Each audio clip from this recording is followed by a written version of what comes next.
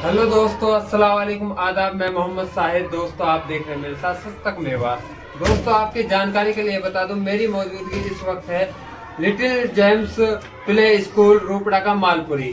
दोस्तों, आपकी जानकारी के लिए बता दूं, उसके एमडी साहब, मैनेजमेंट डायरेक्टर मुबीन सर यहाँ मौजूद हैं। उनसे हम कुछ बातचीत करेंगे कि उन्होंने इस स्कूल को किस मकसद से किया, क्या वो बच्चों को किस तरह से एजुकेशन दे रहे हैं, वो मैं आपको वीडियो भी दिखाऊंगा और भी मैं बहुत सी बातचीत करूंगा लाइव वीडियो में। सर, सबसे पहले सस्तक मेवात में आपका स्वागत है। बहुत बहुत शुक्रिया जनाब। सबसे पहले जो मेरा क्वेश्चन है, तो सबसे पहले मेरा क्वेश्चन यही है कि आपने जो स्कूल किया किस मकसद से किया, क्या सोच कर किया? मकसद असल में यार हम लोगों को जो है ना बहुत वक्त हो गया एजुकेशन फील्ड में, और क्योंकि 10-12 साल हो गए हैं और हम लोगों ने पढ़ाई भी बहुत करी है, एमएससी करी है, 2-2, 3-3 एमएससी है, एजुकेशन में है, बहुत सारी चीज़ें हैं। बीएससी है, बायोटेक्नोलॉजी है, एमएससी है, उसके बाद एमएससी एजुकेशन है। तो हमारी समझ में चीज़ें ये आई कि जब हम लोगों को देखते हैं और बच्चों को देखते हैं तो हमें चीज़ें समझ में आती हैं कि बच्चे में कहाँ कमियां हो रही हैं। नहीं, जैसे हम अपने बच्चे को भेजते हैं तो जब देखते हैं तो हमें ऐसा लगता है कि यार टीचर यहाँ गलती कर रहा है, यहाँ गलती कर रहा है, यहाँ गलती कर रहा है, तो हम दिली तौर पे सेटिस्फाई नहीं रहते। फॉर एग्ज़ाम्पल, मेरी बच्ची है, कहीं स्कूल में वो जा रही है तो होमवर्क का इशू है, कुछ चीज़ें ऐसी हैं कि जिस सिस्टमेटिक वे में जो है पढ़ाया जाए वो सिस्टमेटिक वे ही नहीं है। बच्चा 2-2, 3-3 साल तक चलता है और बच्चा उसको जो है कैच नहीं कर रहा है ना। तो हमें ऐसा लगता है कि यार जो मेथोडोलॉजी होती है ना, तो उसमें जो है स्कूल बहुत ज़्यादा वीक है।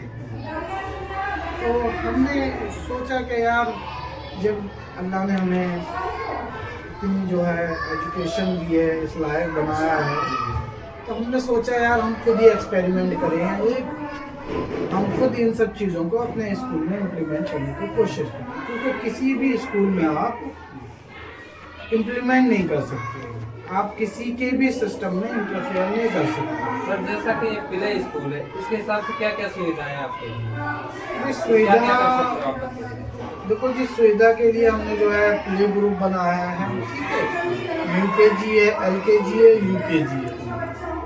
तो प्ले ग्रुप में हम लोगों ने जो है बच्चों को, बेसिकली प्ले ग्रुप में क्या होता है, बच्चों को खिलाया जाता है। और क्योंकि लोगों को थोड़ा प्ले ग्रुप का कंसेप्ट भी नहीं है, नया नया है, क्योंकि पहले तो था नहीं ये सब, तो इसमें ज़्यादातर बच्चों को एक हैबिट डेवलप की जाती है। चीज़ें कैसे रहना है, कैसे खाना है, कैसे बैठना है, मैनर्स जिनको कहते हैं मैनर्स, वो सिखाए जाते हैं। और हल्के हल्के उसके जहन को जो है इसकी तरफ, एजुकेशन की तरफ। अब इसमें क्या होता है, बच्चे के बहुत सारे डेवलपमेंटल स्टेजेस होती हैं। इन्वायरमेंटल डेवलपमेंट है, फिर स्पीच डेवलपमेंट है आपका, फिर आपका मोटर न्यूरॉन है, फिजिकल यानी कि फिटनेस वगैरह, बॉडी के पार्ट सही डेवलप हो रहे हैं नहीं हो रहे हैं, है ना। मेंटली है, ब्रेन में 2 पार्ट्स होते हैं, किसी को नहीं पता ज़्यादातर कि बच्चे के 2 पार्ट्स होते हैं, तो दो पार्ट्स को एक्टिव कैसे करें। तो उनके लिए बहुत सारी एक्टिविटी हैं कि दोनों हाथ से आप एक्टिविटी करो। जैसे बॉल होती है, देखा होगा आपने, हाँ, तो बॉल होती है, उनसे यूं करो आप दोनों हाथों को, तो ब्रेन के दोनों पार्ट्स काम करते हैं। ये भी मतलब हाँ, शरीर सही रहे, ये एजुकेशन है। इसको आप अगर ये देख रहे हो कि ये एजुकेशन से अलग है, ये एजुकेशन है। तो हम ओवरऑल डेवलपमेंट बच्चे का करने की कोशिश करते हैं। जैसे बहुत से बच्चे बहुत कम बोलते हैं, उनकी पेरेंट्स की शिकायत आती है कि ये कम बोलते हैं, यानी कि हेजिटेशन है। जबकि एक तो हेजिटेशन है, इतनी कम उम्र में हेजिटेशन होना, और दूसरी बात क्या है कि तो उनको फिर उनके लिए अलग से थेरेपी भी, स्पीच थेरेपी है। अगर ज़बान तोतलापन हो रहा थोड़ा बहुत है, कम बोल रहा है, उसके लिए थेरेपी सेंटर भी हैं, तो हम उनको भी गाइड करते हैं। और ज़्यादा सीखता है, आपने ब्लैक बोर्ड पे लिखवा दिया, पढ़ा दिया, समझा दिया, उससे बच्चा नहीं सीखेगा। एक बच्चा खुद कर रहा है, खुद करके डूइंग विद लर्निंग, यानी कि लर्निंग विद डूइंग जो है वो ज़्यादा वो होती है, सर कारगर होती है। एक क्वेश्चन और है मेरा कि लोग कहते हैं कि बेटियों को नहीं पढ़ाना चाहिए, जबकि मैंने देखा आपके स्कूल में 3 बच्चियां ऐसी हैं जो कि एक ही माता पिता की हैं, वो भी यहाँ पढ़ा रहे हैं। आप क्या कहना चाहते हैं? नहीं, हमें देखो जी बड़ी खुशी होती है इस चीज़ को। आपने बड़ा अच्छा टॉपिक लिए, हमसे सवाल पूछ लिया। हमारे स्कूल में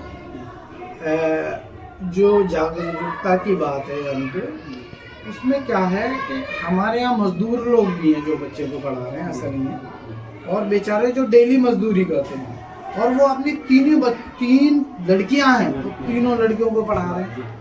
और ये तो बहुत बड़ी बात है यार। और आप देखोगे हमारे स्कूल में लड़कियों की स्ट्रेंथ ज़्यादा लड़कियों से, और ज़्यादातर 4, 10, 15 पेरेंट्स तो ऐसे हैं जिनकी लड़कियां ही आ रही हैं 2-2, 3-3, एक नहीं, 2 नहीं, 3-3 लड़कियां आ रही हैं। तो इससे आपको ये भी अंदाज़ा होगा कि अब लोग थोड़े जागरूक हो गए हैं और लड़कियों को भी आगे वो बढ़ाना चाहते हैं कि हमारी बच्चियां पढ़ जाएं, पहले की तरह जो है अनपढ़ ना रहे। तो ये मेवात के लिए बहुत अच्छी बात है यार। एक आम आदमी, एक मजदूर आदमी जो अपनी 3-3 बच्चियों को पढ़ा रहा है ना, जिसके एक तो सबसे बड़ी बात ये है कि बच्चा लड़का नहीं है अगर, और तीनों लड़कियां हैं, तो उस पर यही दुख है कि लड़का नहीं है। उसके बाद उसकी हिम्मत को सलाम है कि वो 3 बच्चियां, तीनों बच्चियों को पढ़ा रहा है। तो हमारे पास ऐसे केस बहुत हैं, और इंशाल्लाह आगे हम उनके लिए कुछ अच्छा देख रहे हैं। कि हम ये चाहते हैं कि हमारे पास जो आ रहा है ना, जितनी मेहनत उनके माँ बाप की है, उससे ज़्यादा मेहनत का रोल हमारा हो उनके साथ। आप शिक्षा क्या क्लास में दे रहे हो? शिक्षा तो देखो जी, हम बच्चों को, फ्रेशर बच्चों को लेते हैं, फ्रेश माइंड को।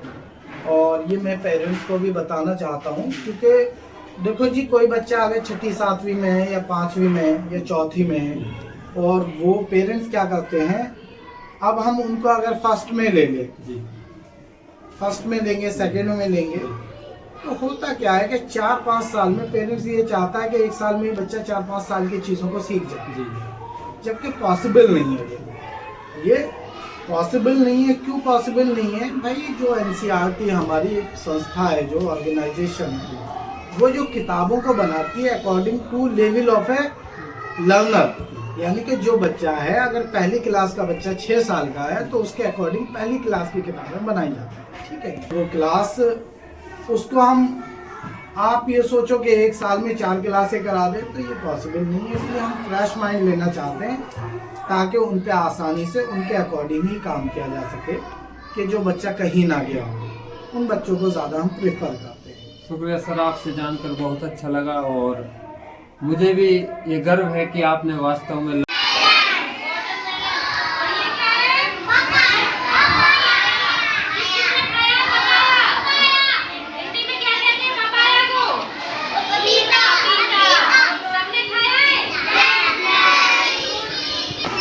बच्चों A फॉर एप्पल में ना, B फॉर बॉय में ना, C फॉर कैट में ना, D फॉर डॉग में ना, E फॉर एलिफेंट में ना। ठीक है, शुक्रिया।